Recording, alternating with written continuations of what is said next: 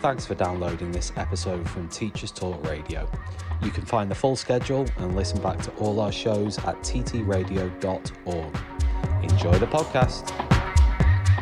Imagine having your own instructional coach available 24/7. Now you can with the Teaching How-Tos platform. This highly personalised social platform empowers busy teachers to learn and apply evidence-based teaching techniques, either independently, working collaboratively with their peers, or with our new AI assistant. The platform features over 160 visual guides to teaching techniques, designed to help you quickly and easily implement high-impact practices that boost student engagement and improve learning outcomes. Join over 200 institutions worldwide that are elevating their teaching practices with the How-To app. No gurus, just practical support anytime you need it. Interested in finding out more? Visit teachinghowtos.com and register for our next webinar. Empowering education with Easy4U, where innovation meets accessibility. Our subscription-based offering not only equips schools with cutting-edge devices, but revolutionizes the learning experience by eliminating financial barriers, streamlining support, and embracing technology. We're not just providing tools, we're shaping a future where every student can thrive, unburdened by limitations. Easy4U, transforming education, one device at a time. Find out more at www.easy4u.school. This show is brought to you in partnership with John Catt Educational, publishers of professional development books and resources that support great teaching and learning in schools around the world. Don't miss out! Level up your professional development today and visit johncattbookshop.com to explore the full range of titles. Use the code JCTTR2425 for 20% off your order. Happy reading! Hi teachers, we're Apps for Good, and we give schools like yours free introductory computing courses. Our courses are for everyone, including those who aren't computing teachers, and they're fully equipped with resources mapped to the UK computing curriculum. Independent learning is central to our courses. Your students will develop essential and digital skills by working in teams to create prototype apps for good. We'll even connect you with industry volunteers to give real-world feedback. Let's empower every young person you teach to shape their future with technology. Speak to us at www.appsforgood.org. Hello, good evening everybody, and welcome to Teachers Talk Radio. We are live coming at you, and for once in our lives it's actually sunny. It's a nice sunny day this evening, so I hope you're enjoying that. And of course the football, and we're hoping a lot of you don't like football, which is why you're here watching this live. But even if you're watching it back, we appreciate your presence. Thanks for joining us. This is a really interesting show because we're looking at a unified approach with computing and digital skills, and how some schools are bringing those things together and making it work for their students and their staff.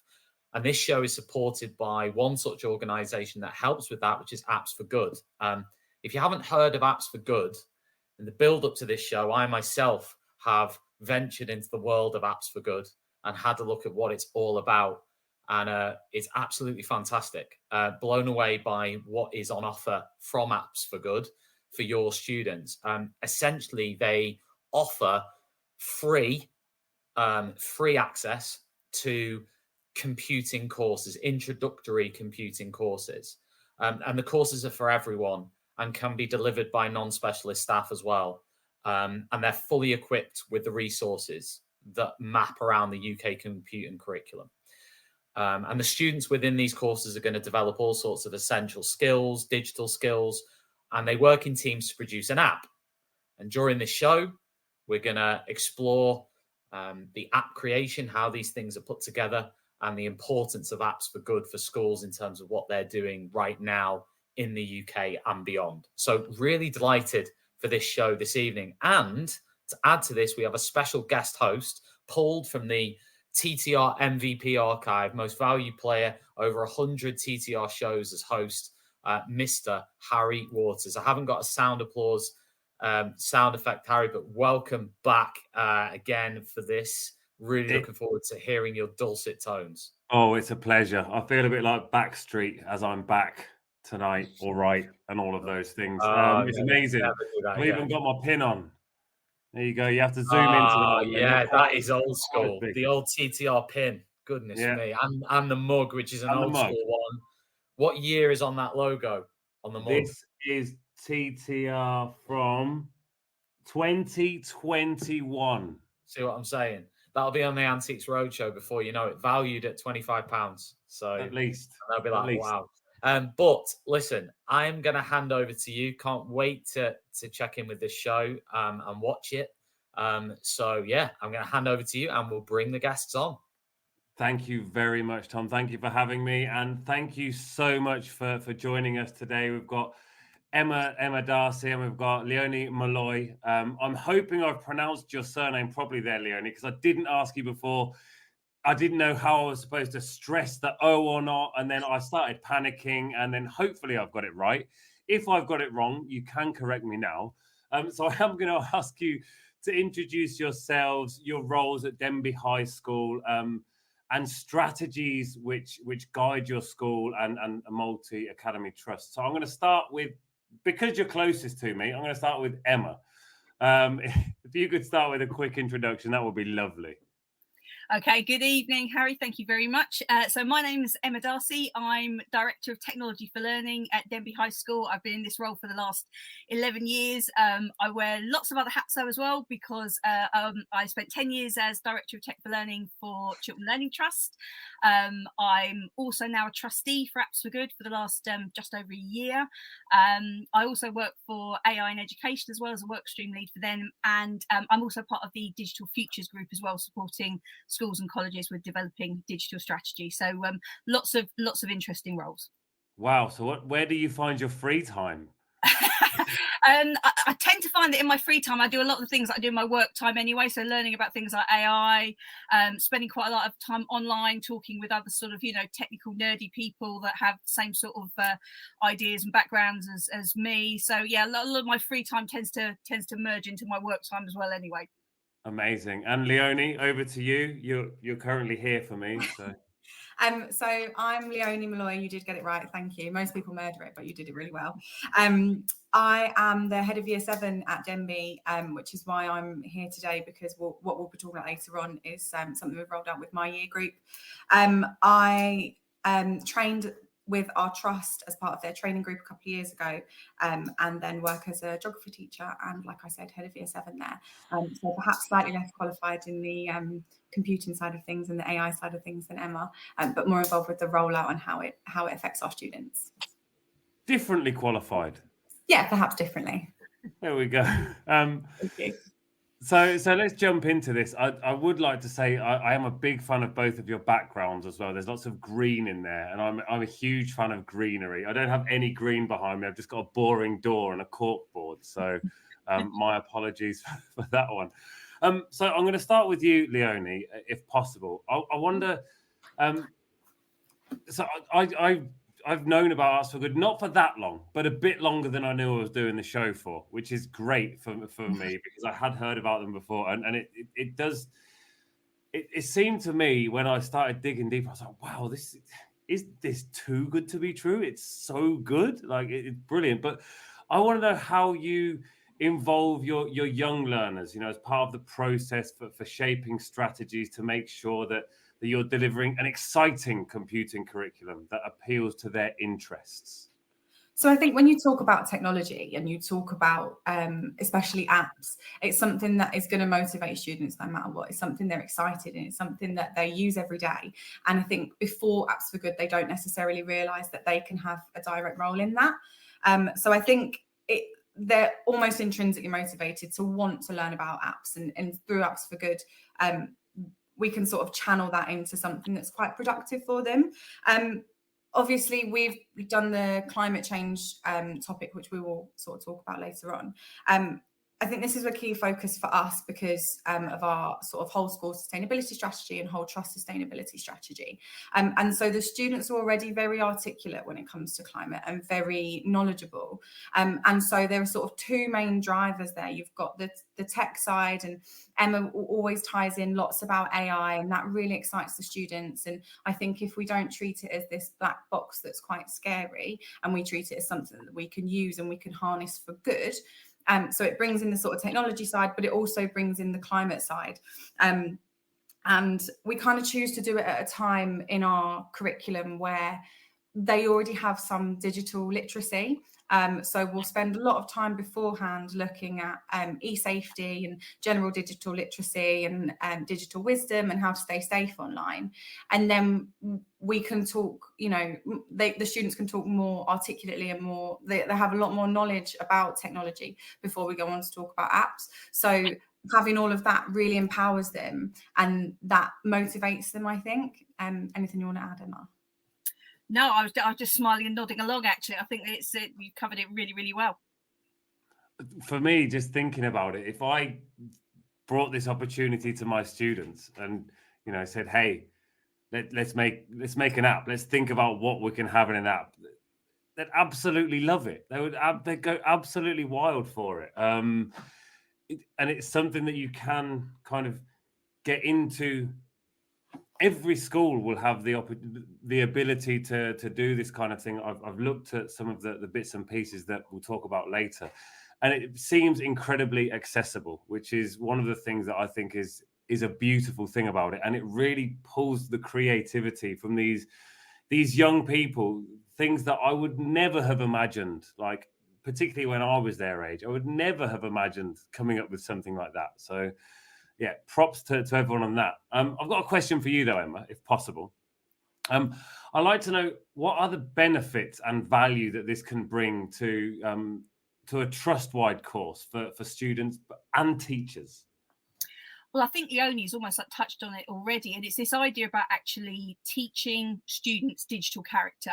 So you can sort of talk about apps for good and talk about it and make it sound like it's, you know, it's computing courses for computing teachers. And it's so much wider than that, because you can deliver it as part of your computing curriculum. You can deliver it in lessons if you want to, or you can do what we've done at Denby, and you can do it as in a sort of period 6 after school time, or as an after school club. And the nice thing as well is that you can work across a range of year groups and age groups as well. I mean, originally we looked at it and we were thinking, oh yes, the Innovate for Climate Change course, for example, is more sort of a secondary sort of course. But then we had some amazing primary school teachers going, well, we want to teach this as well.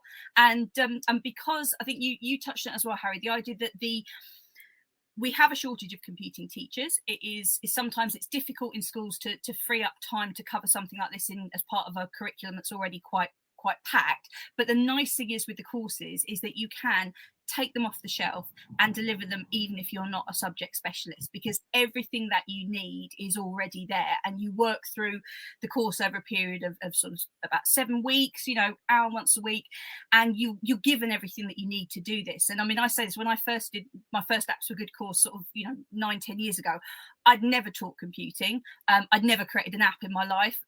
We got involved in the course because it was a chance for our students to work with industry experts from some amazing companies. But I was thinking, how on earth am I going to do this? But what was so lovely is that everything that you needed to deliver it successfully was provided. And I think that for a trust then, that's very appealing, because obviously you have a range of different schools in a range of different settings with students from different backgrounds, different challenges and priorities, but you can kind of adapt the courses to fit what you need and the skill set that you've got available in your schools. And I don't think there's many courses and things where that's the case. And as a teacher, there's not much better than being given everything like all ready and prepared and ready to go. Where, now, I'm not saying the teachers don't have to work here. Of course, the teachers still have to work, but it's all prepared and it's all ready, and you don't have to go out and do all of this kind of extra research on top, because it's all been done and it's all been worked on before. Sorry, go ahead, Leonie. I apologise. I think plug and play resources are like so invaluable, and because they're resources that you like you said, they've been tried and tested before, but they're also not created by teachers, they're created by experts. Not that teachers aren't experts, but you know, the people who create this course are specifically experts in what they are doing, whereas our computer science teachers may have expertise in other fields of computer science. And I think to know that what you're giving the students isn't just a resource, but it's something that is probably the best quality resource they can get and the most up-to-date knowledge, without having to go on subject knowledge courses, without having to, you know, top up all of your curriculum areas knowledge, is really, really useful. And I think, you know, the children are only going to benefit from that. And I think also as well, sometimes you're teaching things, you're in new territory, you're teaching things that maybe haven't been taught before. You know, so for example, something like the Innovate for Climate Change course, where, you know, even if like you're a geography teacher, you've got good subject knowledge about this sort of thing, you're suddenly having to teach it in a different way, and you're bringing in technology, which again, you perhaps wouldn't normally do. Another really good example is the new AI for Good course, because again, there will not be many teachers out there at the moment that are teaching about AI, even computing teachers, because it's not really part of the curriculum. So it's so helpful to have these resources that give you a starting point as well, and give you a framework to go, okay, so I need to cover this at this point. You don't have to map that out. Teachers are obviously very, very busy people with everything else that they're doing, and also to embed into that the idea of the students learning these really essential digital skills, which whether they're going to go on and do GCSE computing, it doesn't matter, that they're still going to need these core skills, which we often don't have time to teach enough in schools. Yeah, they kind of get that moved to one side, you know, for other subjects that have to be massively over-taught. Now, I'm not going to get started on that. We don't have enough time. So you mentioned briefly the Innovate for Climate Change. Now, those of you who know me, I am mildly obsessed with climate crisis education and the like, and I'm also very passionate about empowering students and getting students to use their own ideas and come up with their own ideas. So could you just tell us a tiny bit more about this course and what kind of is expected of the students and teachers?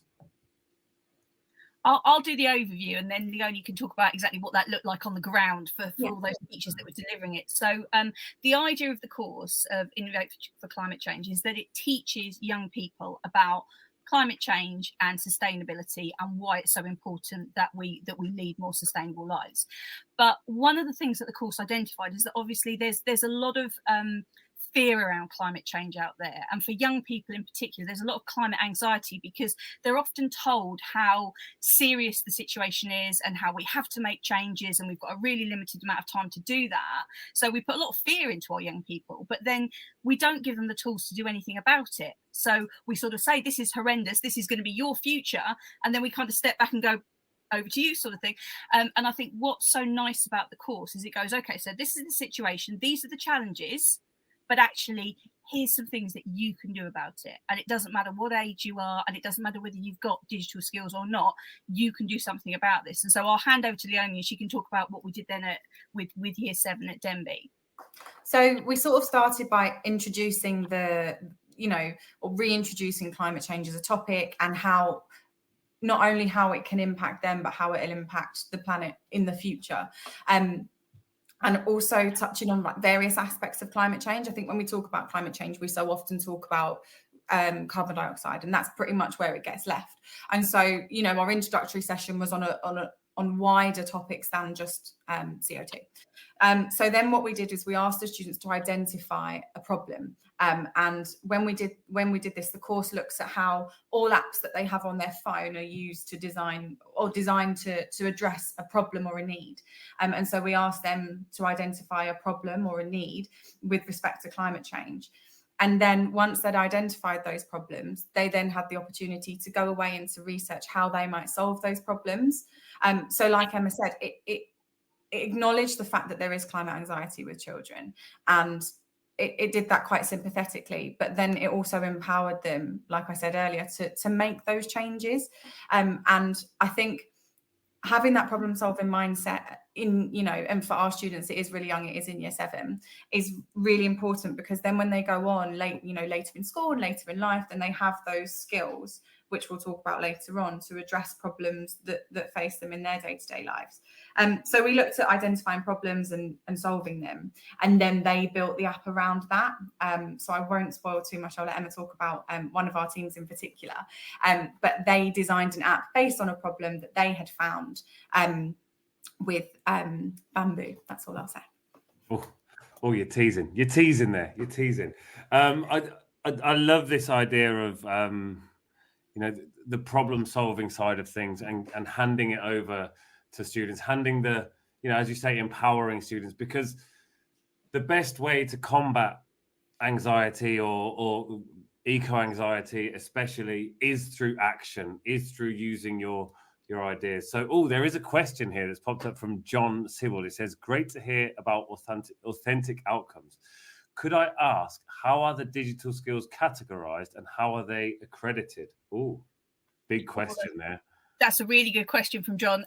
So in terms of like accreditation, there's not a formal accreditation for the courses. So what happens is obviously the students take part in the course. They've got an option to enter like the national showcase, and if they get through to that, they present their ideas to industry experts and things.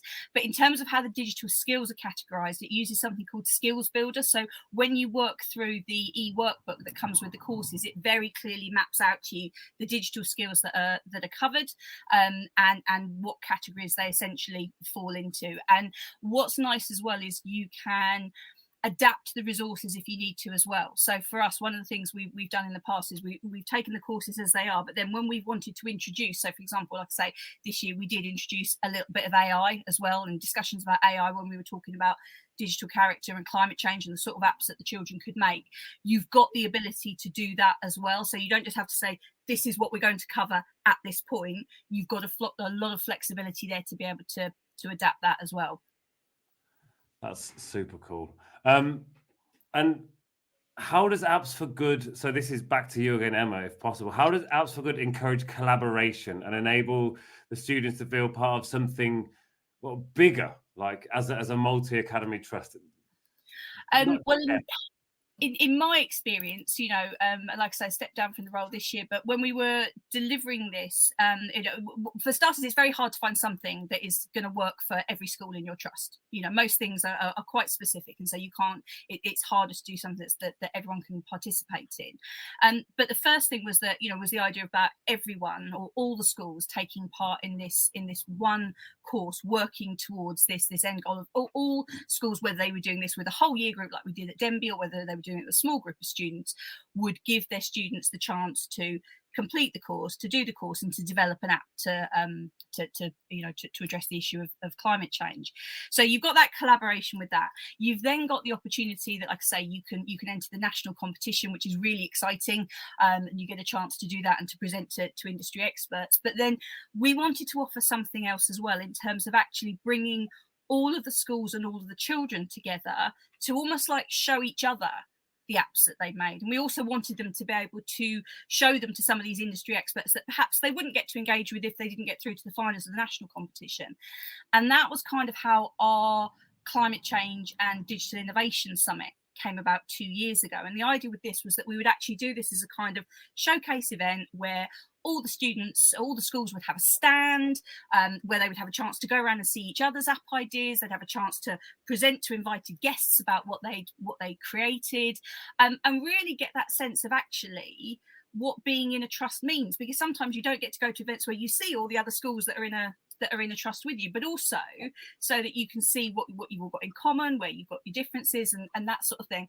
And one of the things I've always really loved about it, and we did that event again for the second time this year, is that you've got a huge range of people pulling together to make it happen in the first place. You've got lots of staff in the different schools all putting the work in and working together to create this. And we've got local organisations like Luton Borough Council, for example, that support us with that and things as well. But you've also got this amazing opportunity for the children to talk to adults in a way that they perhaps wouldn't get otherwise. Because if someone comes around to your stand from Google and is asking you questions about your app idea, and you're maybe in primary school, that's giving you an opportunity that you're not going to have had in any other kind of forum. And when we first looked at doing it, we were like, oh, well, should we have something that's specific for secondary, something that's specific for primary? And we were like, you know, and we've got some middle schools and things as well. And it was like, no, we're not going to do that, because actually, just because you've got a group of students in secondary doesn't necessarily mean that their app idea is better or better developed than what the children in primary, and we've got a lot of very charismatic primary school children as well. So it was almost like that sense of community, that sense of collaboration, bringing everyone together on like a sort of a level playing field where they all get a chance to do that. And the other thing we did as well as part of that was to give everyone that visited the chance to vote for their favourite app idea. So the children would all present, and then the visitors had a chance to vote for their favourite, with basically prizes awarded to the winners, you know, and that was lovely, and that was really that sense of collaboration and community and something really tangible. For me personally, that felt like a very, very important thing to do. Oh, that sounds so cool. I want to go. You come to the next one. I got to go to the first one. I wasn't able to go this year, but the one last year. And I think just going back to what Emma said about the primary school children. So there were students, and obviously it was the first event, so none of the schools really knew what to expect from the other schools, what the competition would look like. But there was, you know, children in, you know, and our youngest students across the whole trust, all the way up to students who were 18 and about to finish their A-levels. And I got to go around each and every stall, and the way that the children were all so articulate all the way through the age ranges. I don't want to say it surprised me, because I don't want to underestimate children, but they spoke with such confidence. And like I said, they were so articulate about technology. And I think starting so early, like you said, Emma, there was times when, you know, you think, oh, is this more of a secondary school course? Is this something that we can roll out to younger students? But it absolutely is something that they can do, and they, you know, they grab it with both hands, and they're so excited and enthusiastic to do it. It was just really nice to see. It made me almost want to go and teach primary, but I don't think so. I love primary as well, to be honest. I'm a huge fan. And the creativity levels of a primary student tends to be certainly, you know, I'm not going to say again better than a secondary student, because we're generalizing. Exactly. Yeah. Usually by the time a student's arrived at secondary, they've had some of the creativity, again, not beaten out of them, but no, they've unlearned a lot of their creativity. So lots of those ideas from the really young learners can be, you know, absolutely incredible, just so creative and so much fun. Now, I'm going to take this wonderful opportunity, a brief segue, to show our viewers and listeners, if they can, there's going to be a QR code that's going to pop up on the screen in just a moment. And you can scan this because Apps for Good give schools free introductory computing courses. The courses are for everyone, including those who aren't computing teachers. They're fully equipped with resources mapped to the UK computing curriculums. Students will develop essential and digital skills by working in teams to create a prototype app for good. So go and check out appsforgood.org to find out more. You've already heard some of the amazing things that they can do, and you are very shortly going to hear even more of those wonderful things. So jump on over there. Oh, it's gone now. Now I'm pointing at Emma. I'm so sorry. I'm so rude. Look at the QR code. Give that a scan and find out so much more about how good Apps for Good really are. There we go. I apologise for pointing at you there, Emma. That was very rude. Not a problem. Not a problem. I am all the way in Spain, so I wasn't actually pointing at you. You know. But anyway, so we're back. After our brief QR code break. And I'd like to ask a question to Leonie now. And I, as a teacher here in Spain especially, I see a lot of language classes, a lot of maths classes, a lot of science classes. And I'm not going to say they're not useful, because they are. I think they're fantastic. I think they all have a very important role to play. But they don't necessarily prepare people and students for life after school. They often prepare people how to do exams really well, but they're not necessarily building up, their career skills. So how does Apps for Good give students opportunities to aim high and broaden their career ambitions? So, specifically through industry engagement opportunities, but other things as well. So I think your point about being very curriculum focused is something that's quite shared among a lot of teachers, and so we're lucky to work in a setting where we do have a really big focus on our personal development. Apps for Good ties in really well with that because like I said earlier, previously from Apps for Good, we look at sort of digital safety and digital character. And then when we finish the Apps for Good course, we look at digital careers. And so it takes students, it gives them the knowledge, then it empowers them to do something about it. And then it shows them where it can go with that.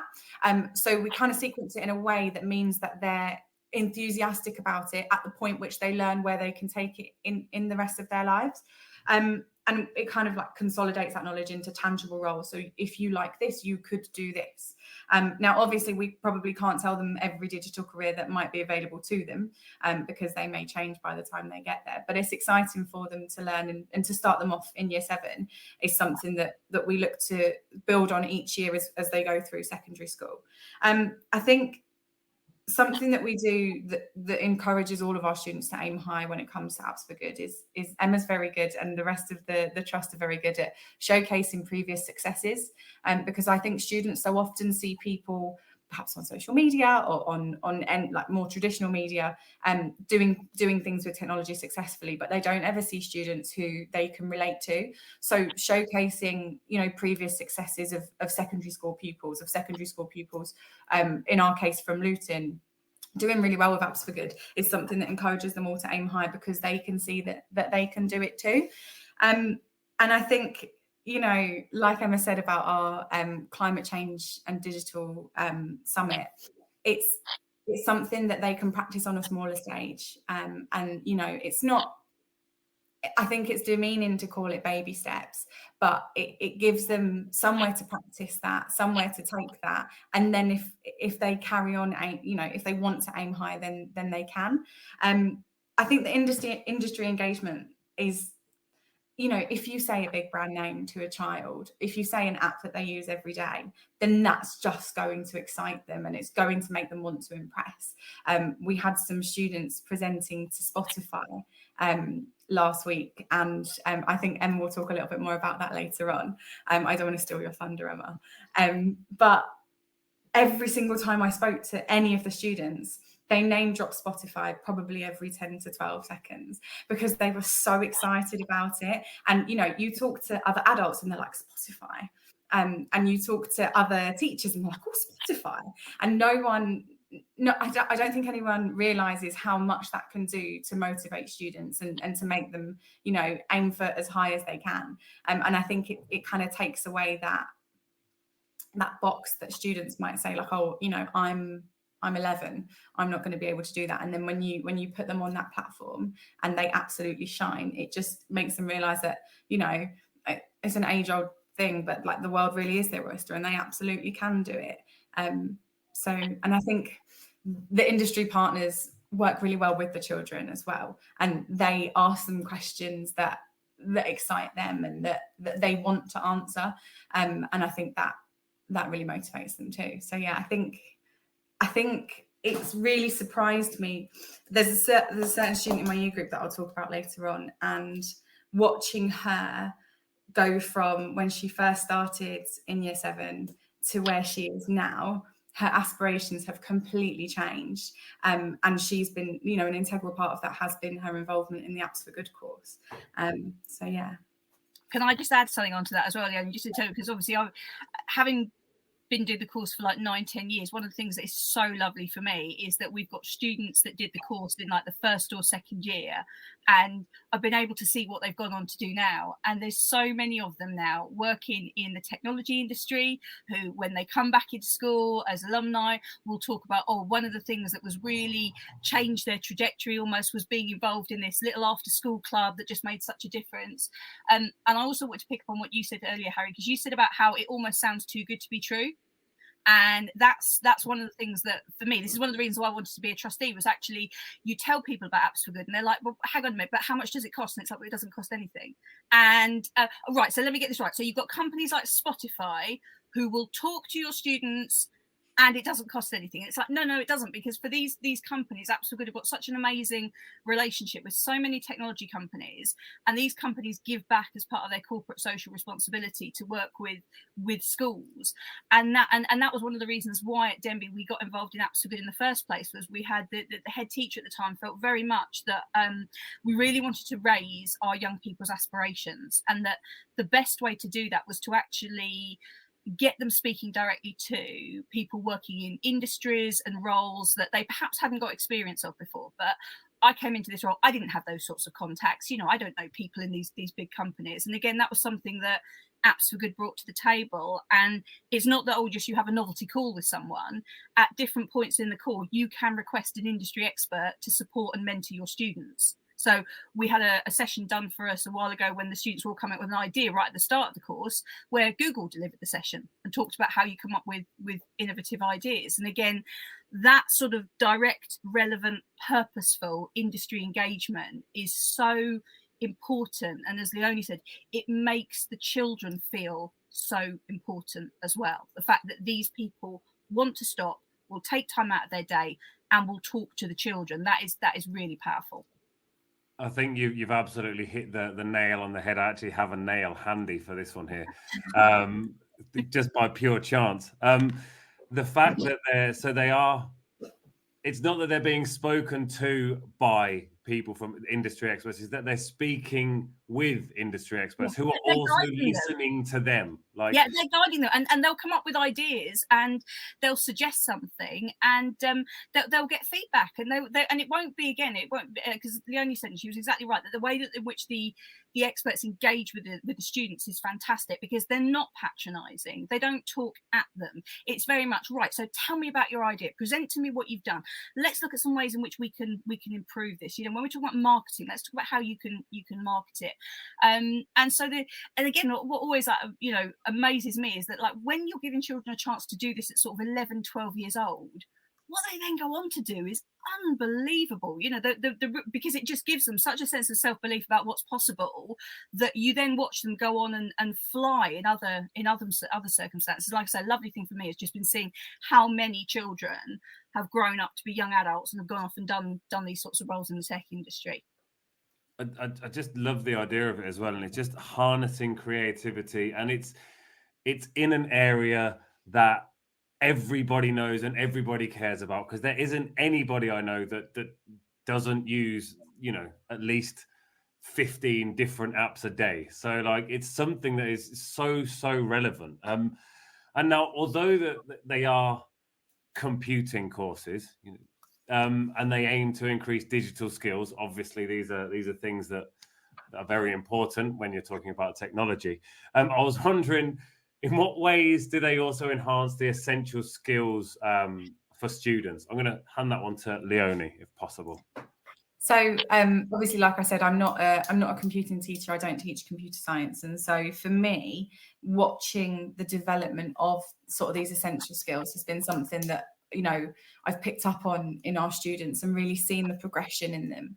And I touched on it earlier. There's one student in particular who, at the start of the year, they were extremely nervous. On their first day, I don't think they spoke a word to anyone. And as we sort of progressed in the Apps for Good course, at the start, I'd noticed that the student was sort of saying hello to staff and other students a little bit more, and sort of seemed to, you know, I keep saying it, but seemed to be a little bit more empowered.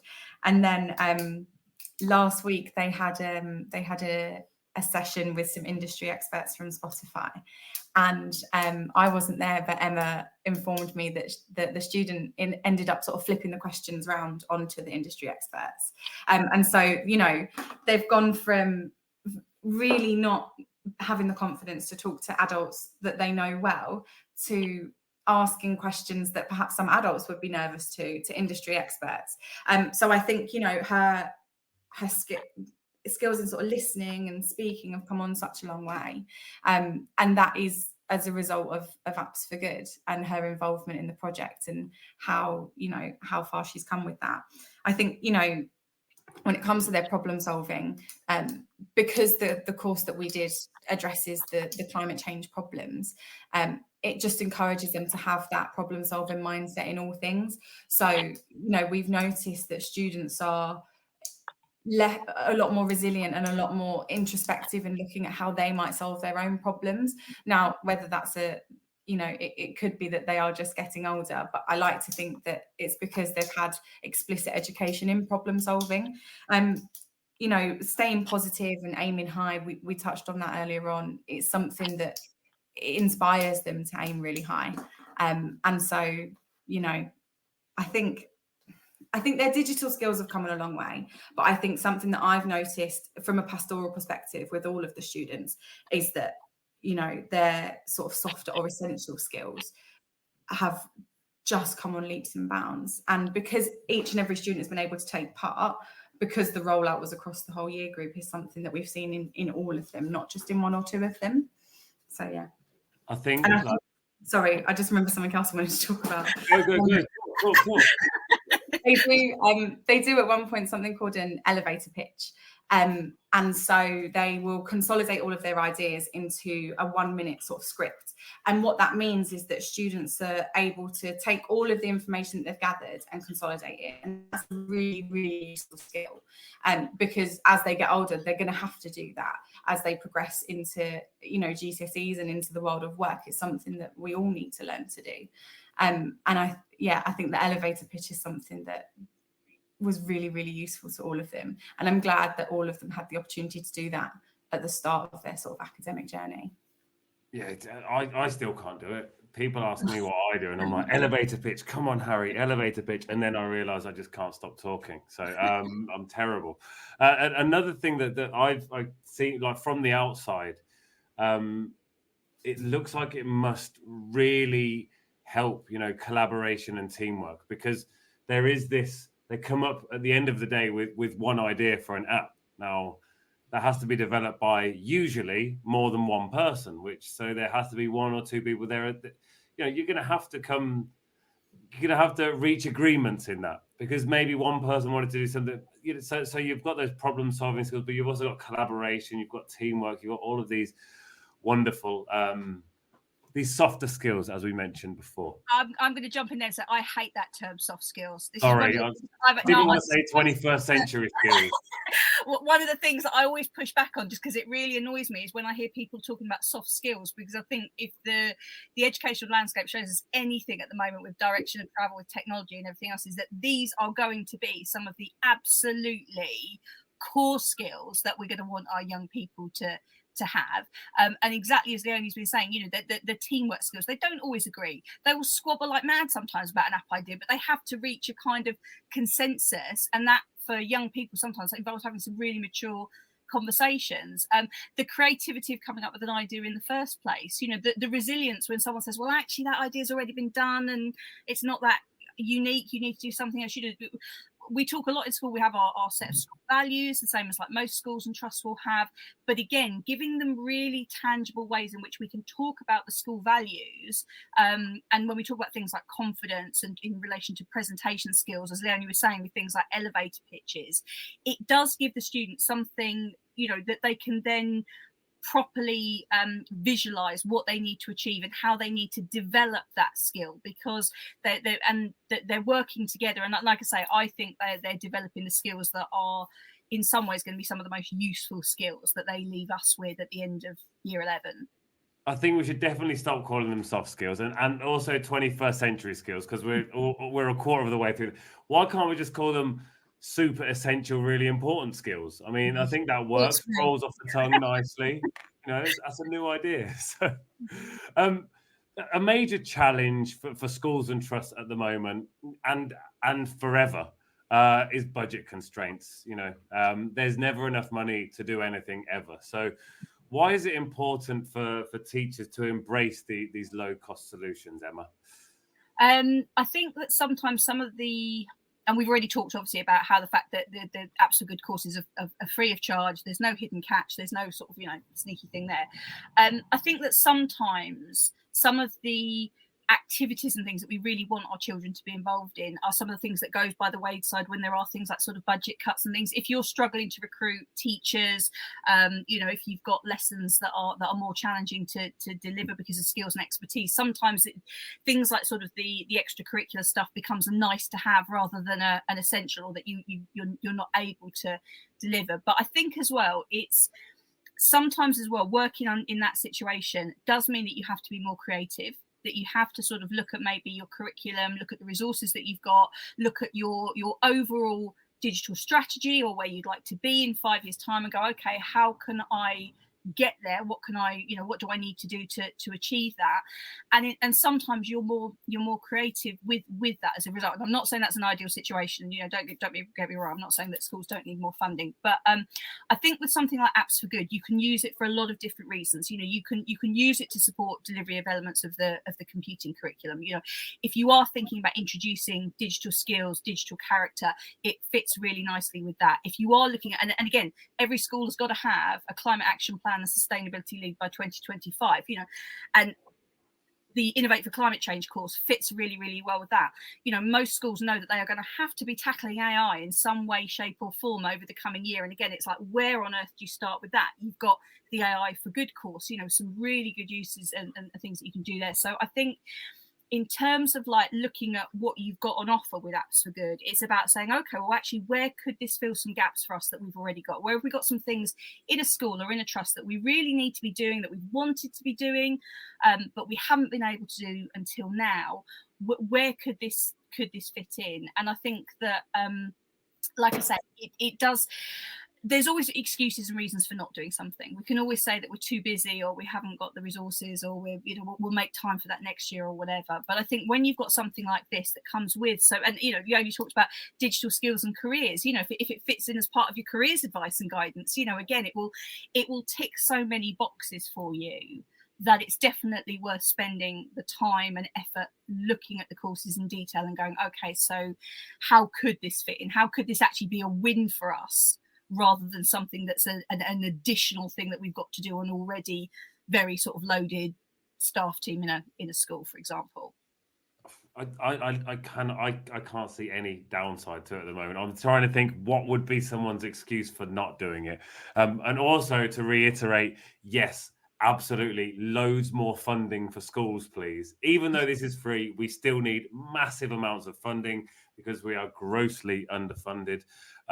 So more funding for schools, but also this is free, so it's a great budget solution. Now we've talked about some of the challenges that there are in schools. One of the big ones is the skills gap and a shortage of STEM subject teachers in secondary. This is something that isn't just in the UK, don't worry, it's here in Spain as well. It seems like a global shortage. So how have you approached this challenge, Leonie? So when we deliver the Apps for Good course, previous to this year, it's been delivered by Emma to a smaller group of students. But this year we wanted to roll it out across the whole school. And so what we did was we enlisted some teachers.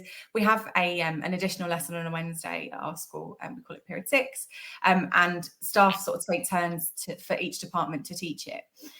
So it's 45 minutes after school, and obviously it's not just going to be exclusively sort of STEM teachers. So the Apps for Good curriculum this year was delivered by a team of teachers across the school from mainly languages, humanities and creative arts, so media and music. So none of them were computer science specialists. None of them were any STEM specialists at all. And I think the reason that we were able to do that is because it really is just sort of a plug and play, ready to roll delivery.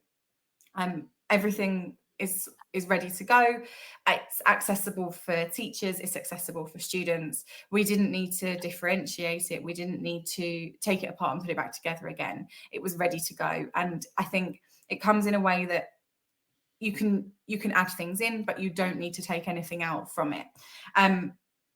Something that really helped us as a school is that because of constraints on teacher time and things like that, what Emma did for us was she produced a series of videos so that each week before the teachers delivered it, there was just sort of a couple of minutes briefing video on what it was going to be, any potential issues, and any sort of identified sort of an FAQ section, anything that might come up as a question for staff and for students. So what that meant was that there was a seamless delivery from non-subject specialists on a really specialist topic.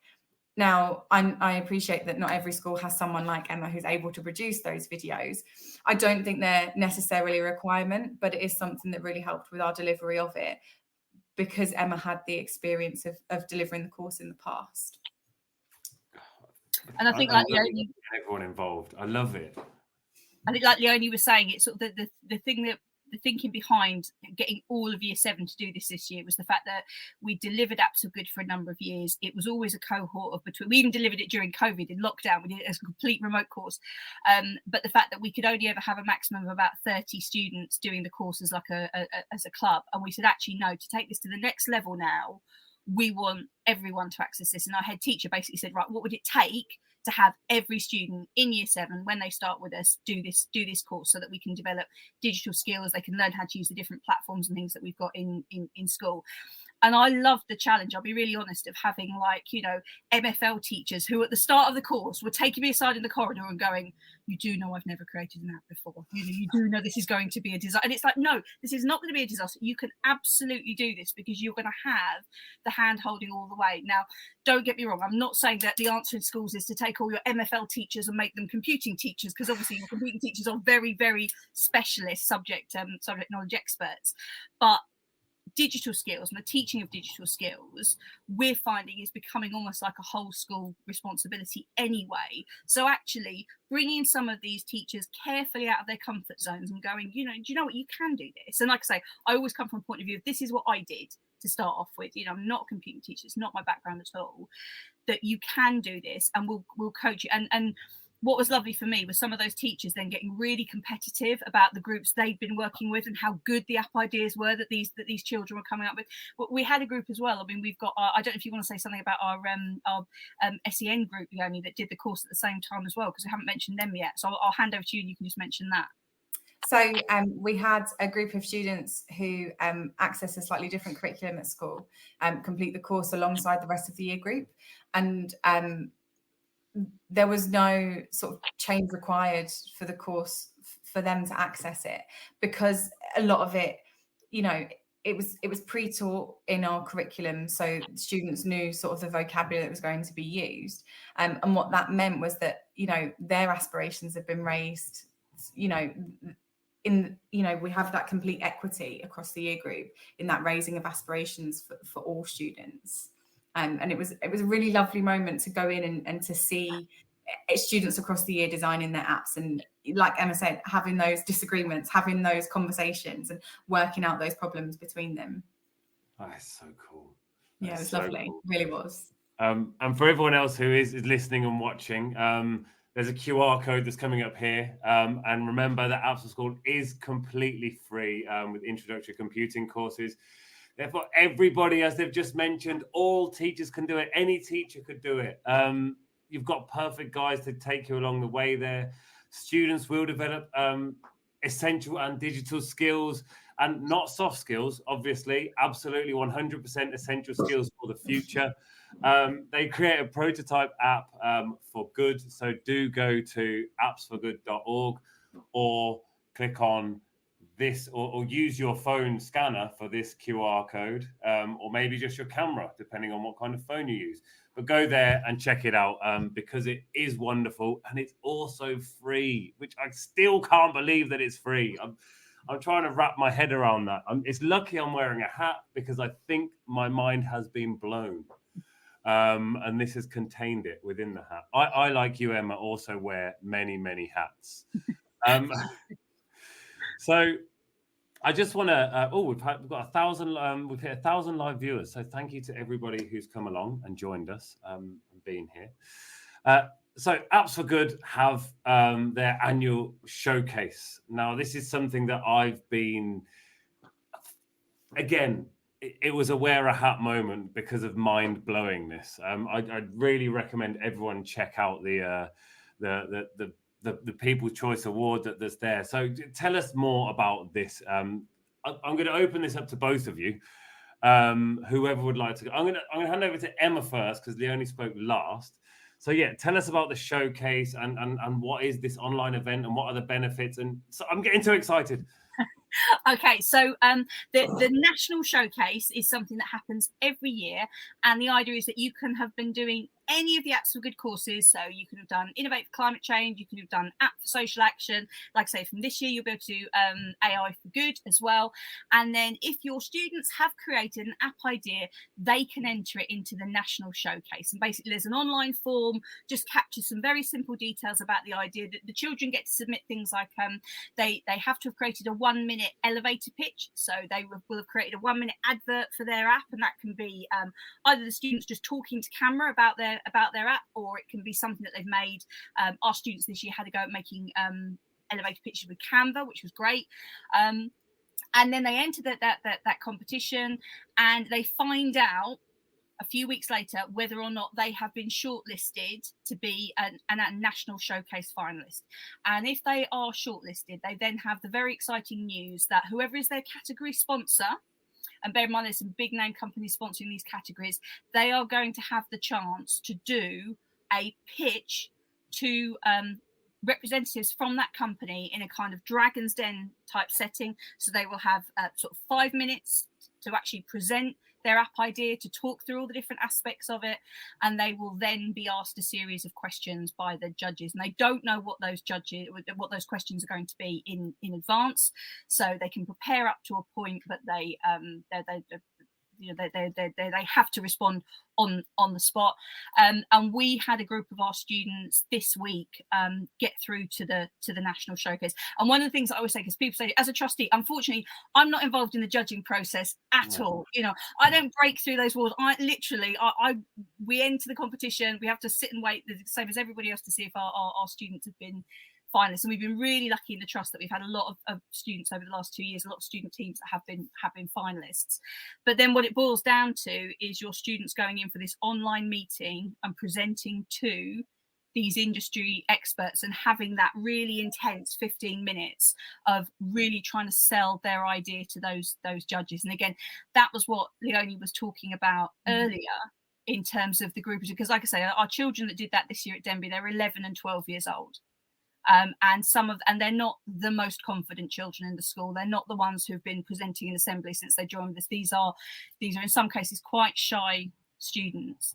And I think one of my favourite moments was the point where someone from Spotify asked one of the children, so how would you market your app idea and get it out to a really unique audience? And like I say, this young lady turned around and basically said, well, you're Spotify, you're really, really good at what you do, and you've really cornered the market. We would like to ask you what you would suggest to us we should do in that situation. And that's what Leonie was saying about the confidence. This is the same girl who would not say hello in the first few weeks in the school, now turning around and saying things like that to Spotify, really, and in a very polite and very appropriate way. But I couldn't believe how that conversation. So I'll hand over to you, Leonie, because you know all the students much better than I do in terms of what they've got from this. Tell us about the app. Oh yes, tell them about the app. Emma, I think you should tell them about the app.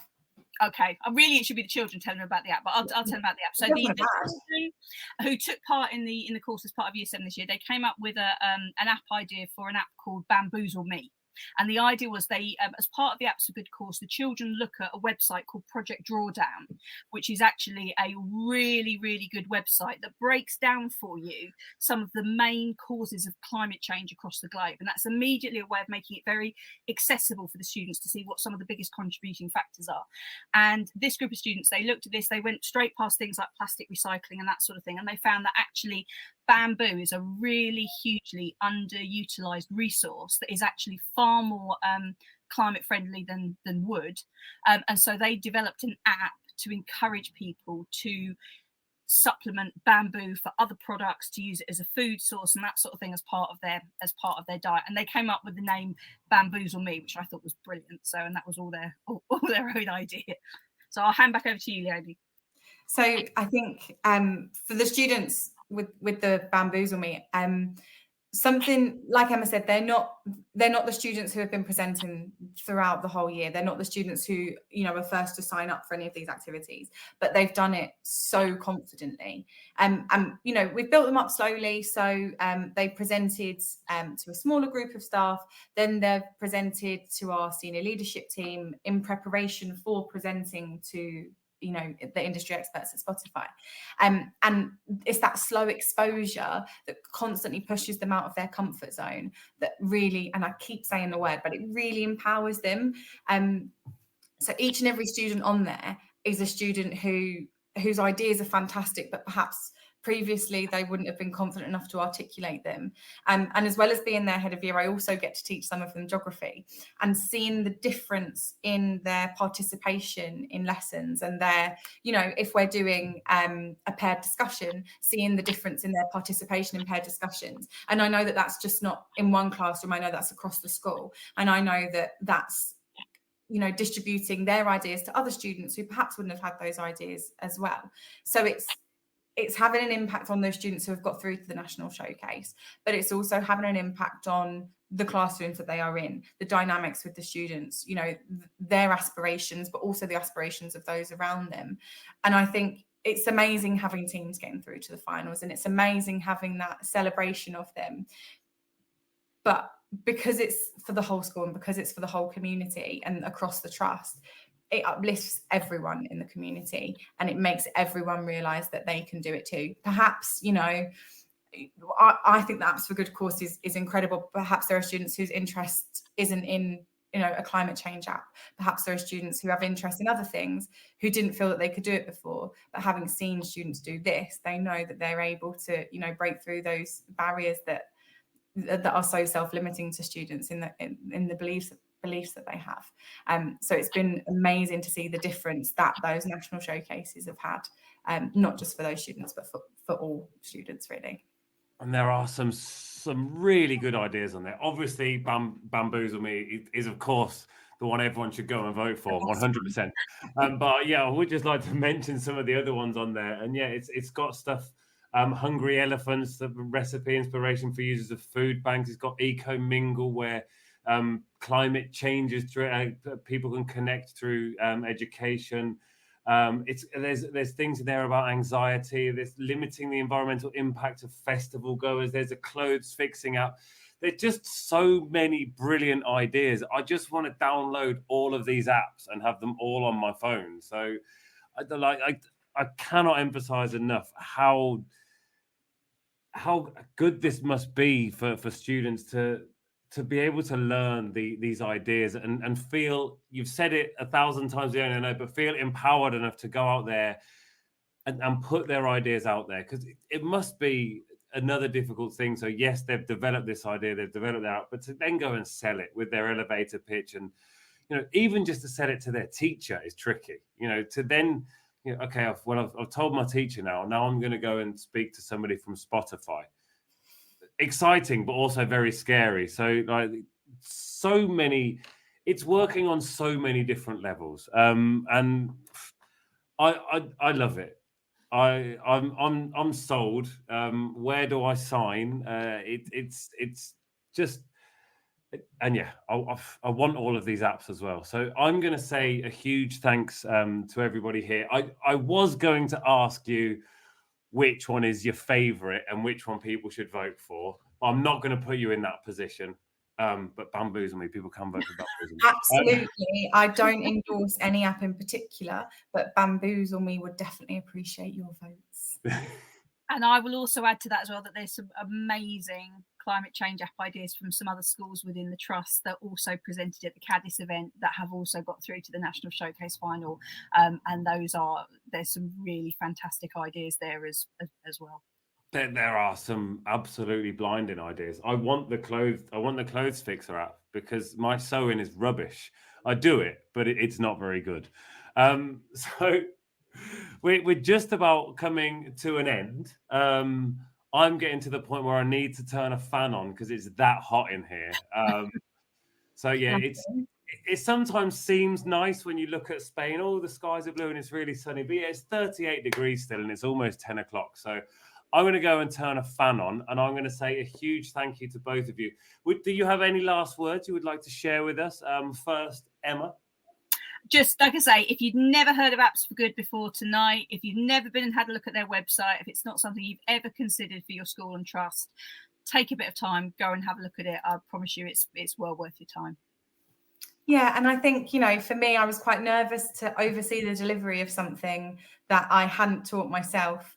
And also, it's not my subject specialism, but it was so easy and accessible for me and for the students. So if you're looking at it from a perspective of overseeing the implementation of it, I don't think it could have gone smoother, really. Amazing. There you go. It's got everything there for you. And all you need to do to find out about it is look at the QR code. It's right there.